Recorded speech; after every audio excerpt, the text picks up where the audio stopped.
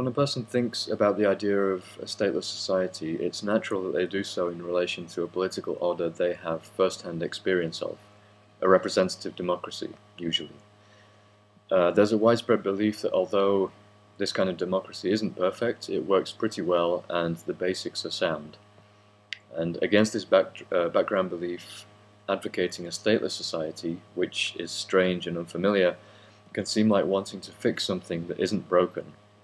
The purpose of this video is to show why it's not acceptable to assume that representative democracy is a viable and sustainable option.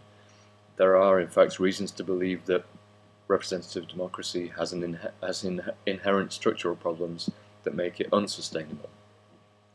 So the first item. The cost of becoming a well-informed voter is too high relative to the expected benefit of becoming one. So the chance of a vote in the presidential election in the US being decisive, in other words making a difference, is something like 1 in 10 million. And that's for a swing state. The odds get even worse for other states. The cost of becoming what we might call well-informed about what you're voting for is fairly high. It involves lots of research, and it's an ongoing project, and in many cases it also requires the study and understanding of an alien discipline, which is economics. Even if you were well-informed, if we could agree that a person was well-informed, and even if the person's vote happened to be decisive, if it was that 1 in 10 million, the promises of candidates are not binding anyway, so the incentive to cast a well-informed vote drops even further. So as far as the goal of changing government is concerned, given the vanishingly small likelihood of your vote making a difference in the way you hope it will, it's just not worth the trouble to spend all the time and energy required to become a well-informed voter. People do vote, of course, but we can't expect the vast majority to be well-informed in the relevant sense. It's just not worth their time.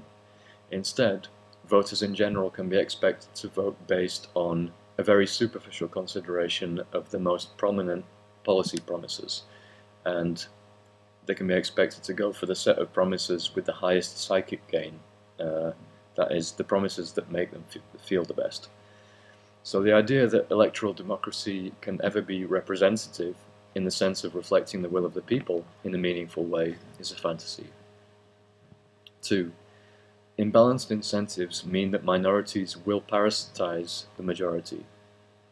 So special interest groups lobby government to enact policies that favor the group, and the favored groups don't much care whether their benefit is bought at the expense of everyone else, so often it will be.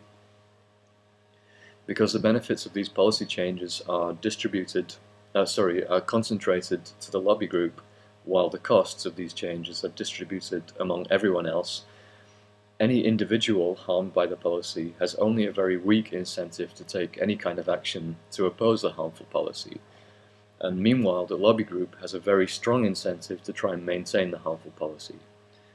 So to illustrate this, imagine that a milk producer has successfully lobbied to get the state to pass legislation that guarantees itself an extra $1 million per year. But this also raises the cost of all milk products by 2 cents. Although this law goes against the interests of the people, it's extremely unlikely that any individual or group of individuals is going to be motivated enough to do anything about it, because 2 cents isn't much on each purchase. By contrast, if the law were ever to be challenged, the milk firm would be prepared to spend millions on legal action, on press campaigns, on bribes, etc., in order to maintain its privilege. Over time, then, there's reason to expect that there will be an accumulation of legislation that benefits special interest groups at the expense of everyone else. Democracy can be expected to create a situation in which minority elites subtly parasitize the majority. 3. We can expect an increasingly harmful free-rider problem. Benjamin Franklin once said, once the people find they can vote themselves money, that will herald the end of the republic. End of quote.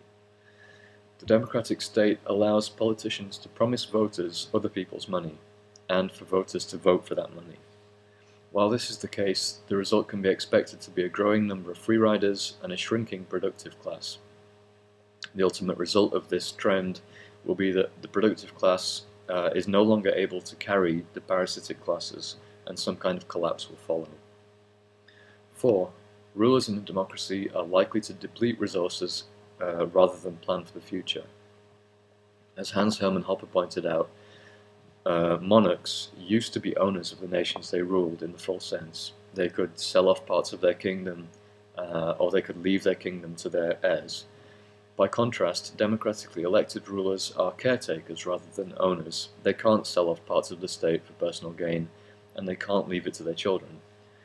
While monarchs were incentivized to take a long-term view when it comes to maintaining the economic health of their kingdom, their property, the caretakers, the democratic caretakers, know that they only have a couple of years to profit from their position of power, so they can be expected to be far more likely to pursue policies that deplete the country's resources for short-term gain.